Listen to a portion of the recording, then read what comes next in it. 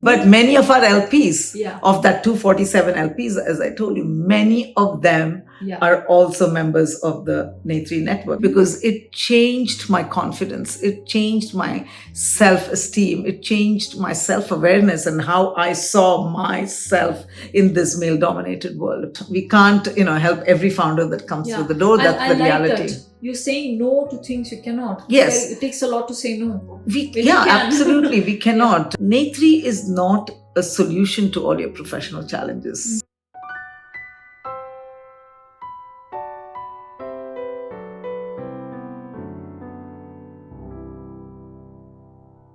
Hello and welcome to another fantastic episode of Pitch Cafe podcast. Today I'm on top of the world. Literally, I'm in Saratoga Hills, and this is probably one of the most beautiful homes I'm in, and that's not what I'm excited for. I'm here with a very unique kind of a change maker, venture leader, and woman leader. This person is creating waves of change for women in venture. We are here with none other than Mythili Sankaran from Neythri. She is the founder of Neythri.org and Neythri Funds. But hey, why are we doing a podcast here today? Are you a woman entrepreneur? Have you been looking at headlines about diversity and inclusion? Have you struggled with bias? And if you're a South Asian, you definitely know Mythili Sankaran. So without further ado, with huge privilege and honor, let's bring on Mythili Sankaran from Neythri. Hello Mythili, what a pleasure to have you here today. And this is amazing, just amazing energy. So welcome to Pitch Cafe podcast. Thank you, Vida. Honestly, extremely humbling introduction. I don't know if I deserved all of those adjectives at all, but very privileged to be here as well. Awesome. So Mythili, I've been following your work for like over 2 years now, and you're one of the top women in Silicon Valley who come across as the go-to people for women in venture and women change makers. And the name Neythri has become a household name representing women in startups. So tell us all about your journey in Neythri. How did you come to find Neythri? And this is such a unique name. What does Neythri mean?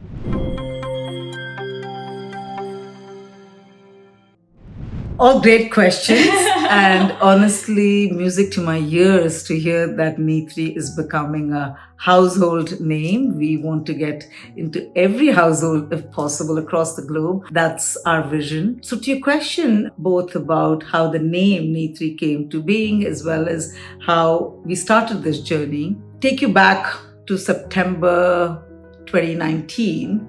A few months. Actually, it wasn't a stake in the ground. It wasn't a moment in time that I woke up one day and said, oh, we got to create a platform like Neythri. It was something that built over time, over the last, I would say, 15 plus years of my own journey, my own career journey, both as an entrepreneur and then as an angel investor, as an LP in several funds, as an operator. I was a part of the tech world. I was a product manager, before that an engineer. It was something that built over time and grew intrinsically inside, right? I came here as an immigrant grad student many years ago. Will date me if I say, when, but started my career in tech and was used to many of the explicit, implicit bias. But largely, I still found tech to be very meritocratic.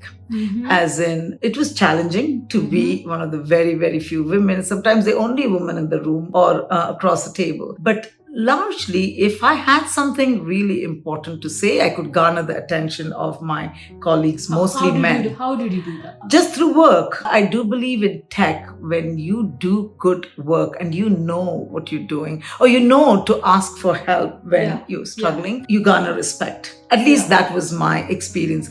That's not to say that I didn't have challenges. I had plenty of them. And it was interesting, largely because of the folks around me who were all men, many of my mentors were male mentors in the beginning, and some of them remarkable male mentors. A favorite story that I like to tell, which I'll tell you was pivotal for me because it changed my confidence, it changed my self-esteem, it changed my self-awareness and how I saw myself in this male-dominated world. I was a newbie at AT&T Bell Labs. AT&T Bell Labs is like the mecca of research, right? Absolutely. I was excited to be there. In fact, I have to admit, I had a lot of apprehension. Did I deserve to be there? Imposter syndrome was big. Before I even knew imposter syndrome was a thing. I didn't even know, but I certainly felt it, right? And I think there were 2 women in my group. That's it. Myself and my friend Jinan, who is no longer around. She and I were the only 2 women in the entire group of probably 200 plus men. Wow. Mostly white men too.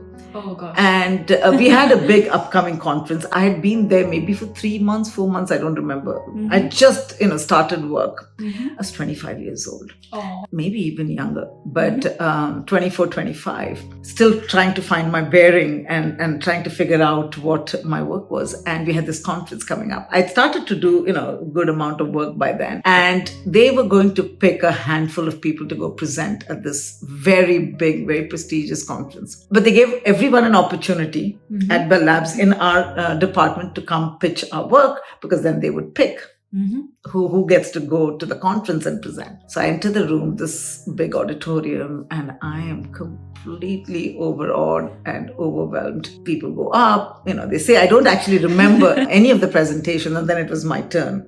Again, blur, I don't remember what I said. And after I finish my presentation, this is a mock presentation, as you know, I get ripped apart with questions, just completely ripped apart. So much so that I wanted the ground to open up and I wanted to disappear. Seriously, I remember that day so distinctly, and I remember the feelings, right? And my boss was an Australian gentleman, remarkable guy, had immense faith in me, stood up, went up to the auditorium and gave everyone a piece of his mind. Here's what he said. He said, I don't know what you guys are all on. This was the best presentation of the day. If there's anyone who deserves to go, it is her. She was more articulate. She had done more work. It was substantial work. She had a great presentation. Her slides were on point. She gets to go. Wow. And that was it. Nobody said a thing. And I got to go to the conference, and I won the best paper award at the conference. Wow. But I owe a lot of my confidence to him. Wow. I will never, even today, he's no more. I still remember him, because to me that was pivotal. And I do believe that for many of us, women especially, having a sponsor, male or female, who goes up there and bats for you at the right time. For me, I was very young and impressionable. It changed my life. It changed my confidence, as I said. I felt the sky was the limit.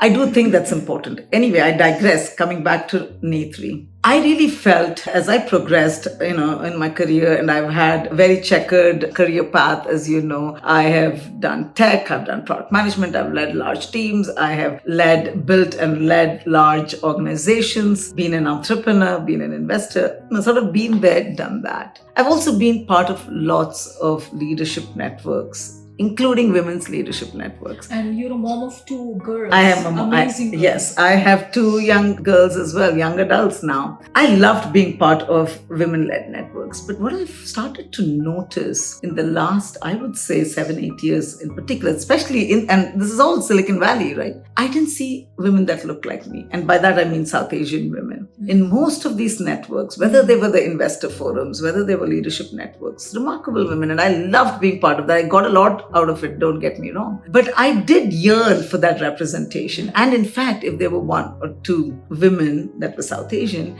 we almost naturally, by natural instinct, leaned and, reached out to each other and we would connect. It felt very natural to do that. That's what sort of got me thinking. And 2019, it started to really weigh in, because I'd have all these conversations with my daughters as well about representation. And I think the environment around us as well, there was a lot of awareness about why representation matters, right? And I think in particular, some of these investor networks that I was part of. I think to me that was very transformative, being part of several women's investor forums where I saw when women came together collaboratively, put their money where their mouth is, so to speak. We learned a lot from each other. It was more collaborative than any other organization or networks I was part of. Wow. There was a genuine interest in supporting not just each other in our learning journey, but also other female founders and funders and so on. And I saw how powerful this could be. But again, as I said, I didn't see people that looked like me. And so it really was just a question of curiosity for me. Why weren't they? Why aren't there more South Asian women? Because in my personal networks, I knew so many incredible South Asian women leaders, right? So it begged the question, why weren't they in some of these networks? So I started just reaching out to people I knew in my network, inviting them, just for chai sessions, if you will. Started small groups to find out. My motive was very simple. I would love to share what I'm learning. And I want to see, are you guys part of other networks like this? If so, can we compare notes? Can we learn together, etc.? And it was amazing. There were a couple of aha moments. One was to see the tremendous interest. I'd send an email out expecting, 10, 12, 15 women. 50 plus would show up. The word just got around. So that clearly demonstrated a huge product market fit and interest, right? An unmet need. For us as entrepreneurs, that quest is very important. Are we addressing an unmet need? And then second was this tremendous desire on the part of all of these women to connect with other like-minded South Asian women. And again, mind you, many of these were part of several other networks and leadership networks. They worked at large companies here where there was no dearth of, mentors and programs and so on. Still, they connected with you. Why did they do that? And I think it's because there isn't a forum like this. And I think that common cultural context that we all have being South Asian women, and I'll add the prefix professional, South Asian women was very important because there's simply no forum. The usual the common paradigm. We get together as South Asians, in the social context. The men gather in the living room. They talk shop. They're talking, about the next 10 startups that are going to become unicorns. They're talking about the movers and shakers and, who's made their next billion and so on. The women, many of them equally qualified, are still in the kitchen, taking care of the kids, the food, setting the table, and so on. And I'm not blaming anyone. I think, if anything, we are somewhat to blame ourselves that we choose to do that all the time. And also, not that there's anything wrong necessarily, but I'll tell you, for me personally, I wanted to be part of those living room conversations. I didn't mind putting the food out, but I wanted to be part of the important conversations. I didn't want my identity to be about... So did you, and how did you get treated when you did that? A lot of skepticism. I feel that. Yes. I do that when I don't think I'm accepted, right? And again, these are all largely well-meaning people. So they're not used to, seeing a woman in their midst. And I know I made them uncomfortable. And we come at it with a different angle. We have a different talking point. We have different perspective. Yes, exactly. Some would humor me a little bit, but I was never an integral part of that conversation at all. I was never invited. I had to pull a chair myself and go plonk myself in the midst of that, right? Always. For me, that really bothered me, especially as a mother of two girls, thinking, I don't want them to go through this, to go through this either. So that's what sort of led to this chai sessions in my backyard and so on. And as part of that, I connected with, the two people who are my co-founders today at Neythri, Chitra Nayak and Shruti Ramaswamy. I had known both of them, separately. They didn't know each other, but, I knew both of them from different social networks. Shruti's dad and I had been colleagues. We had started our careers together at IBM in New York. And Chitra, I had known again, through several social circles. We had met socially, but again, we never discussed our work. We rarely talked about, our backgrounds. We sort of knew what each other did, but that was it.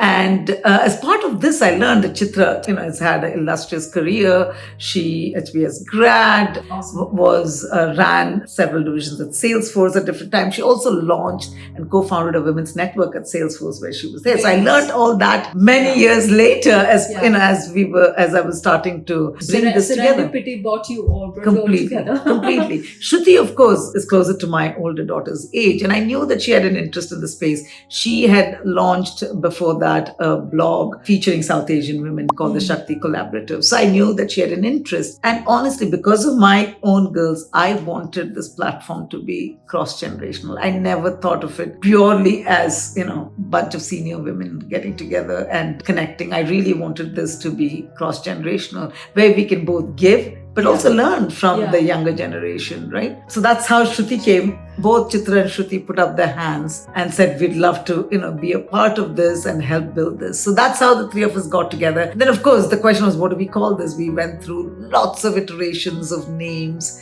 but then honed in. All three of us agreed it had to have Sanskrit origin. And I still remember one evening as I was going to bed, I was thinking through a lot of names, and suddenly this name stuck in my head. Neythri. So I Googled it and showed up as female leader, the meaning. Oh my gosh. I said, this is it. And then, of course, I looked for a trademark. There wasn't any. The domains were all available. So clearly nobody owned it till then. It was meant to be. Yeah, so it's got a 3 in the name. Yes. There's an A3 in the That's true. I never thought about that. Thank you for pointing. It was meant to be. So this is what do you call a divine intervention. Divine coincidence, or it's a sacred geometry. Yes, I completely agree. I never thought about it, but it's a good one. I'm going to use that. Awesome. So Mythili, that was the story of Neythri. What an inspiring story, and I would say so many coincidences. So you were a channel, a divine channel for making this happen. I would say that's just being me. But tell me honestly, what is it like to be part of Neythri? What are the nuts and bolts you're tightening? What is it that you're fixing which is not there?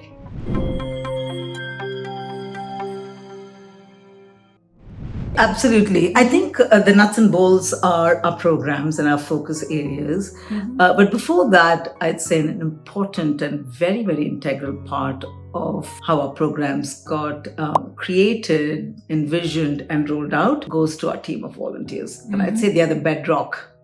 We started out with a group, for lack of a better term, I call them Founding Circle. Just reached out to women I knew in my network, and it was just an email, I'll tell you, saying, hey guys, thinking about doing this with just a vision statement. We want you to come on board as Founding Circle members. What does it mean to be a Founding Circle at Neythri? These are very senior women leaders, role models in our community who came on board and committed in the first year of the organization, where we really had nothing other than, as I said, vision. Right? Said they not just part of the journey, but wanted to help us craft our ideologies, our programs, our offerings, and wrote a check and committed to a 3-year term of funding the organization. Right? That was big. Honestly, it's like you're overwhelming. Functioning like an entrepreneur here. Yes, exactly. Friends and family, sit down, call it what have you, right? So they came on board. And after a lot of dialogue, and I remember, I believe it was January 12th where we got of 2020, where a group of us, Founding Circle members, the 3 of us, Chitra, Shruti and I, all got together in Saratoga, and we came up with our charter and our areas of focus. So today, we have 3 areas of focus.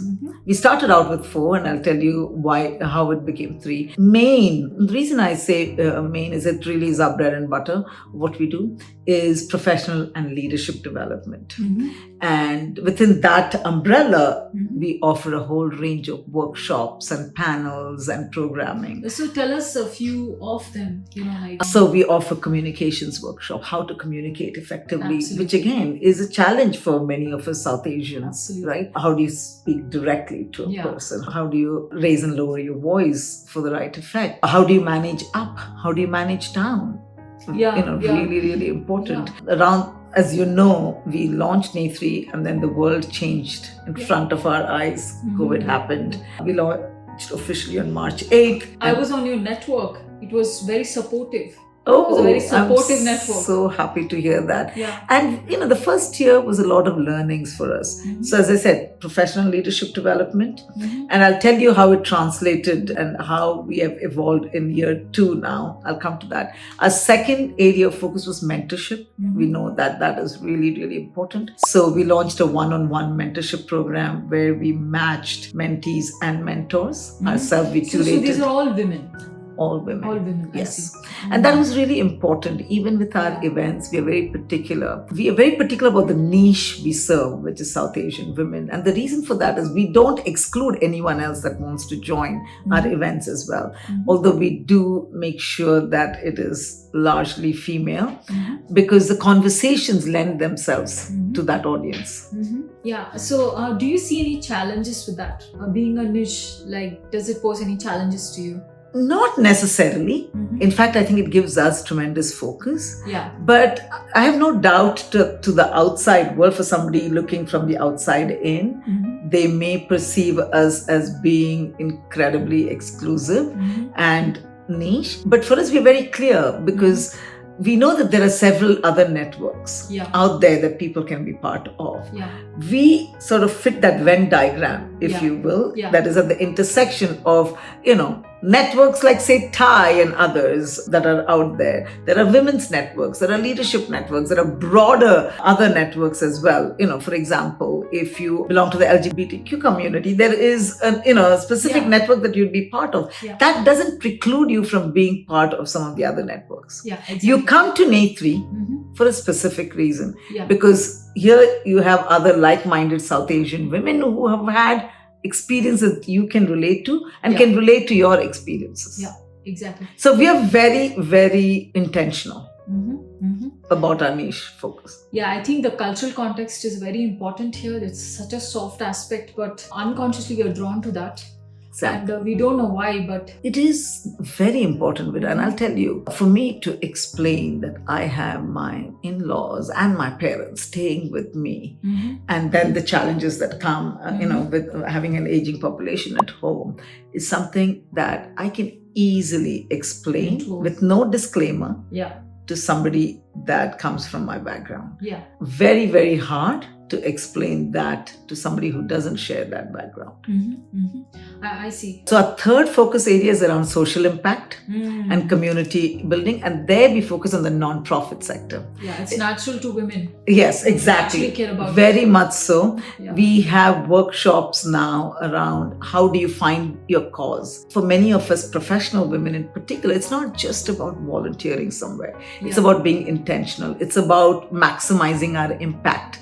Yeah. And so these workshops actually educate you and take you on that journey. How do you actually find a cause that you're passionate about, and how do you maximize that impact? Would you be open to including men in some of your events? Or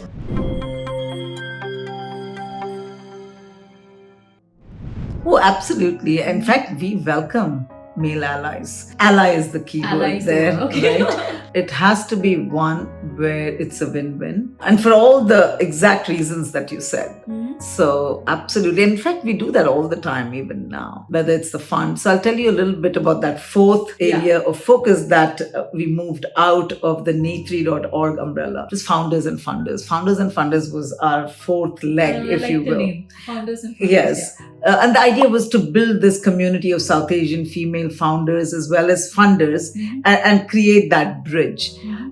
But again, we realized that we already had taken on too much, and our Yeah. core competency was around the professional leadership development and mentorship. And so when I started to think about the fund and the fund idea started to become a reality, we felt that was a natural fit for the founder funder work and initiative, right? So that's now under the fund umbrella. That's where all our focus around entrepreneurs, around investors lies. Mhm. And so March of 2021, I launched the Neythri Futures Fund. So the Neythri Futures Fund is a distinct organization from Neythri.org. Mhm. It's a venture fund, a traditional venture fund. It's not a non-profit, Mhm. but it's a mission, Yeah, mission-focused fund. Yeah. So, on that note, is there any one advice you want to give to the youth community who are aspiring to be entrepreneurs and venturers in the future? That's something you learned through the journey of Neythri, that you're like, this is what I learned by building this network. I really want people to share this with people. For the younger folks, I'd say go take risks. Go take risks. Okay.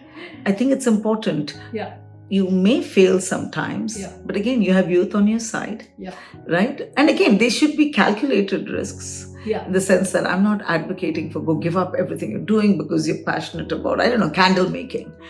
That's not what I'm saying. But take a risk, as in try that out on the side, get it to a point where you may be able to, if that is what you're passionate about, then be able to give up a job that you don't enjoy and then focus on doing something you really enjoy, right? I wish I had taken a lot more risks in my... I think you did enough, but you're doing Neythri full time, right? Yes, absolutely. So I split my time between Neythri.org and the fund. So this is all I do now. Did you have to say no to a job before you got on? Even now, I mean, lots of opportunities come up, but I'm focused on this. So you're taking the risk even now. I guess you can say that. With so much experience backing you, you picked this amazing mission. So thank you, Mythili, for this awesome, fantastic podcast. So many women will be inspired. I hope so. And one thing I learned from you is how to build something meticulously. Not take anything for granted and do it meticulously. And I'll leave with that message, and also to all the listeners. Please do reach out to Mythili, register on Neythri, and attend the next networking event. You never know, it may change your life. Thank you, Mythili, for being on. Thank you, Vida. It's been an absolute pleasure. Awesome.